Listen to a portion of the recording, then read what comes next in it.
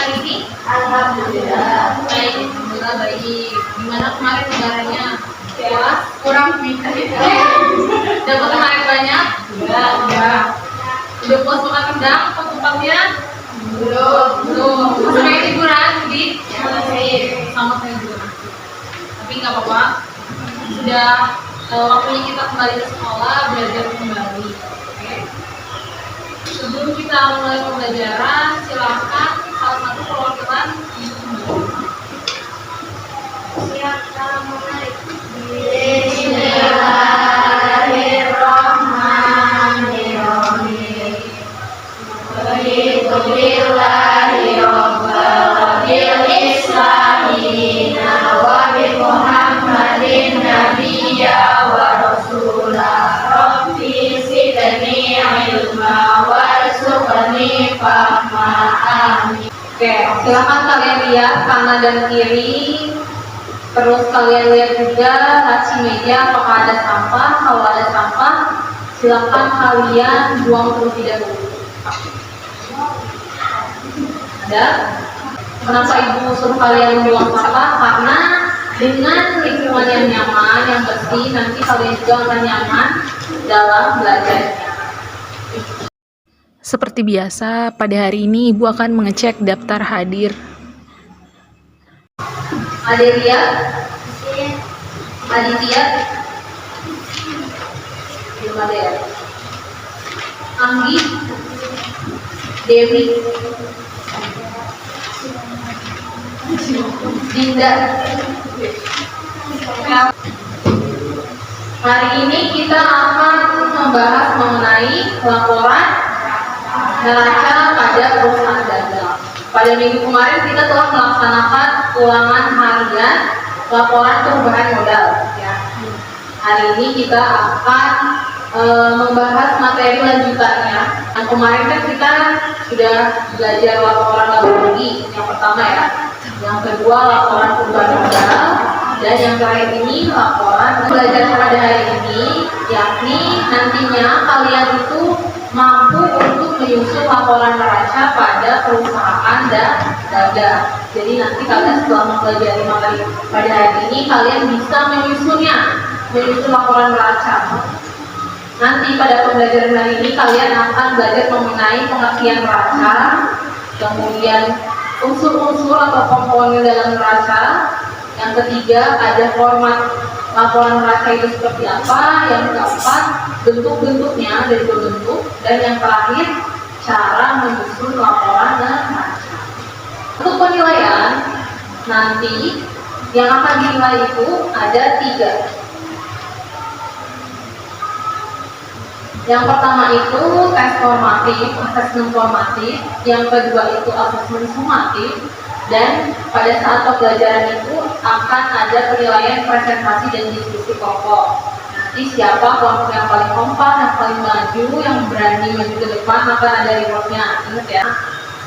Setelah kalian menyusun laporan perubahan modal pada minggu kemarin, berarti pada hari ini kalian akan menyusun jenis laporan yang ketiga, yakni laporan neraca. Ini ya.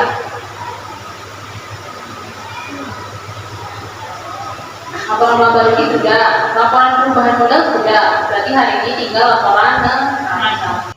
Sebelum ke penjelasan materi, silahkan kalian menyaksikan video berikut mengenai etika profesi seorang akuntan dan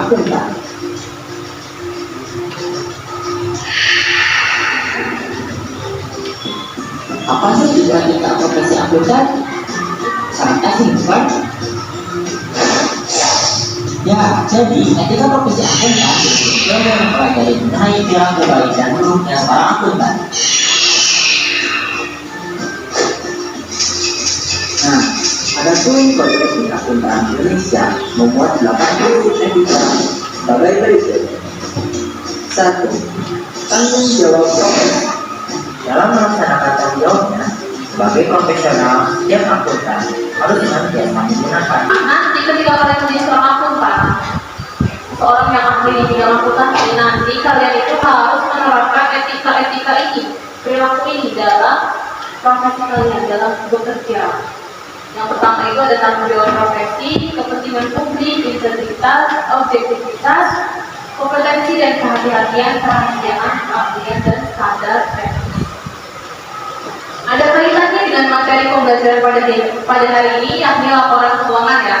Jadi ketika kalian menyusun laporan keuangan, kalian harus menerapkan etika profesi ini dalam dunia nyatanya. Nanti dalam ketika kalian bekerja, kalian menyusun laporan keuangan, kalian itu harus menerapkan etika ini.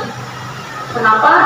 Karena agar laporan keuangan yang kalian buat itu bisa dipercaya, bisa dipertanggungjawabkan. Oke, sekarang Ibu akan bertanya, menurut kalian, apakah laporan neraca perusahaan dagang bentuknya itu sama dengan laporan neraca perusahaan jasa? Kemudian untuk pertanyaan kedua, menurut kalian apa pentingnya menyusun laporan neraca bagi perusahaan dagang? Ada yang bisa menjawab? Jika ada yang bisa menjawab, silakan mengacungkan jari.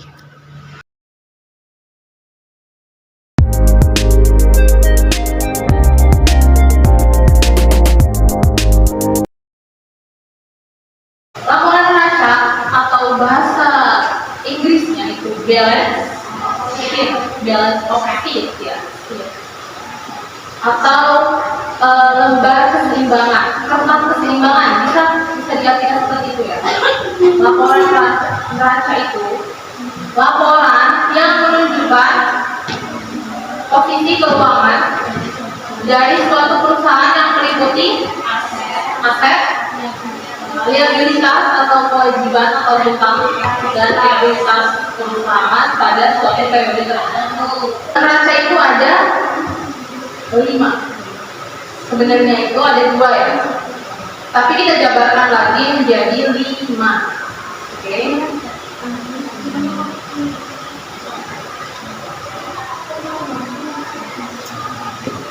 Yang pertama itu ada aset lancar. Yang kedua itu aset tidak lancar. Maksudnya apa sih aset lancar? Tidak lancar. Maksud atau gimana? Yang ketiga ada kewajiban lancar atau hutang lancar. Yang keempat ada kewajiban tidak lancar. Yang kelima ada modal atau ekuitas. Jadi si aset ini, aset lancar dan tidak lancar itu masuk ke grup atau ke game aktiva. Aset lancar dan tidak lancar itu masuk ke grup aktiva. Sedangkan kewajiban lancar, kewajiban tidak lancar, dan modal itu masuk ke grup pasifah. Oke. Aktiva ada apa aja? Lancar dan tidak lancar. Pasifah? Kewajiban lancar, jangan bingung ya, aset itu apa? Harta. Ya. Nah, kita lanjut ke formatnya. Format laporan neraca, yang pertama itu ada identitasnya. Tentu ada identitasnya. Ada identitas perusahaannya. Kemudian ada judul laporannya apa? Laporan neraca boleh. Laporan posisi keuangan boleh. Kemudian ada periodenya. Ini wajib untuk ditulis, hukumnya wajib. Ada identitasnya. Oke. Nah, lanjut ke bentuknya. Bentuknya itu ada 2, kontrol dan staple. Oke. Yang pertama itu kita bahas laporan neraca bentuk kontrol. Ingat, kontrol itu bentuk tag. Jadi kayak huruf tag. Nah, di laporan neraca bentuk kontrol itu dibagi menjadi 2 kolom. Kolom aktiva dan kolom pasifa. Ingat, aktiva itu ada aset lancar dan aset tidak lancar, atau aset tetap, aktiva tetap sama aja. Kemudian di kolom sebelahnya, kolom sebelah kanan itu ada pasifa, isinya kewajiban dan modal. Di sini selanjutnya, nah ini sama, namanya bentuk staple. Kalau staple itu bentuknya vertikal, memanjang. Kalau tadi dibagi menjadi 2 kolom kayak gini ya, perfect. Kalau ini memanjang. Sama, urutannya sama. aktiva dulu, baru pasifa. Ini ada kertas kerja, kenapa langsung? Ini kertas kerja. Kalian untuk menyusun laporan neraca itu nggak perlu lihat yang lain-lain, cukup lihat ini saja, kolom neraca.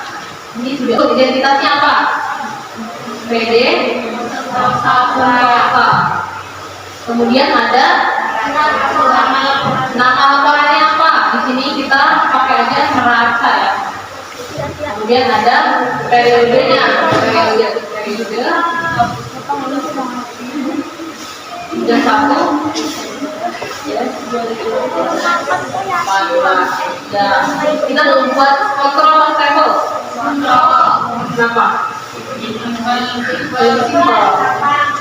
Sama-sama gampang. Cuman kalau table itu dasarnya mungkin pakai ke bawah kan. Sama aja. Ya berarti bentuk huruf T ya. T. Nah, ini kayak gini. Ini kontrol. Berarti kita isi di sini di sebelah kiri itu kita isi aktiva.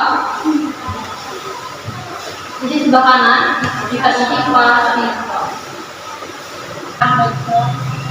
Nah, ingat kalau aktiva, harta atau aset itu selalu diawali oleh kode akun angkanya 1. Jadi yang angka 1 itu apa aja? Itu masuk aktiva. Oke, kita mulai. Nah, balance. Oke. Itu ya cara isinya. Nah, seperti ini. Sama aja. Selanjutnya silakan kalian berkelompok lagi seperti minggu kemarin. Oke. Ibu ingin kalian berkelompoknya mundur ya, jangan ada depan-depan. Ayo, mundur ya.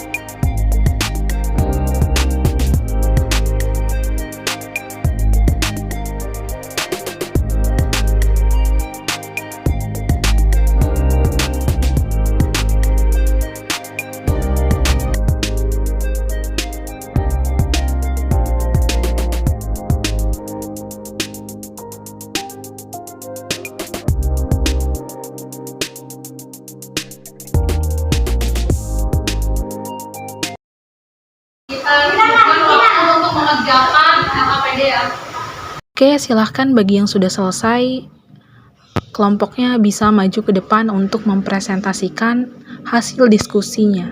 Assalamualaikum warahmatullahi wabarakatuh. Waalaikumsalam warahmatullahi wabarakatuh. Perkenalkan, kami dari kelompok 2 ingin diskusi kami. Sebutkan komponen-komponen laporan posisi keuangan atau neraca perusahaan keuangan yang bisa diberikan contohnya. Contohnya kas, income, perlengkapan, kesediaan, juga dibayar bunga dan pendapatan. Oke, nomor 1 jawabannya itu sama nggak sama yang dibacakan? Beda? Nomor 1 coba, ayo bacain. Di laporan. Iya, pengertian laporan. Apakah dalam menunjukkan posisi keuangan dari suatu perusahaan yang meliputi aset atau barang, Terus, diproses kewajiban dan diminta kemudian. oke, berarti nomor 1 sama semua ya, benar ya? Nomor 2 itu komponennya itu ada 5.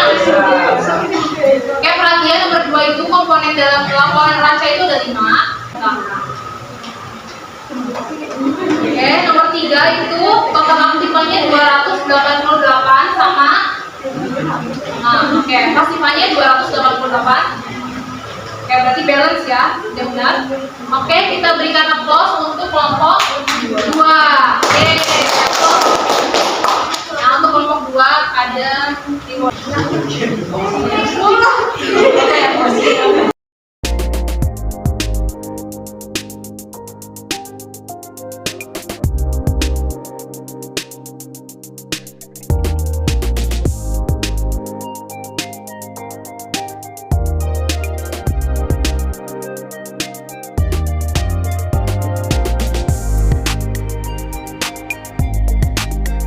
tadi kita telah belajar mengenai laporan neraca perusahaan dagang. Kita belajar mengenai pengertiannya. Kemudian belajar apa lagi? Komponennya. Komponennya ada 5 komponen ya. Aktiva sama dengan pasiva. Ingat-ingat rumusnya. Yang ketiga kita belajar formatnya. Bentuknya ada 2, kontrol dan tabel. Yang terakhir itu kita belajar mengenai cara menyusunnya. Ya, ya. Dari kelima itu yang menurut kalian mudah yang mana? Mudah semua, alhamdulillah mudah semua.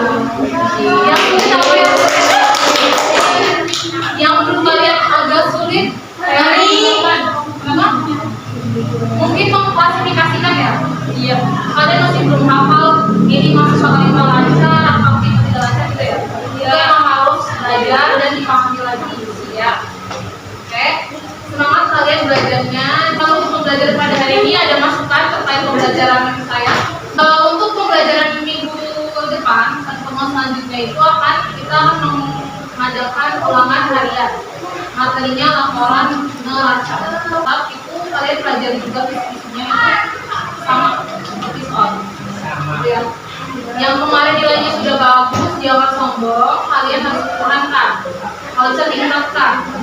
Nah, yang masih remedi jangan pantang menyerah. Masih ada kesempatannya.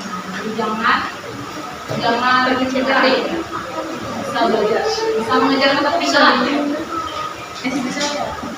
Ya, ada pertanyaan untuk materi pada hari ini? Ada. Ini cukup ya. Untuk menutup pembelajaran, mari kita bersama-sama membaca hamdalah. Alhamdulillah.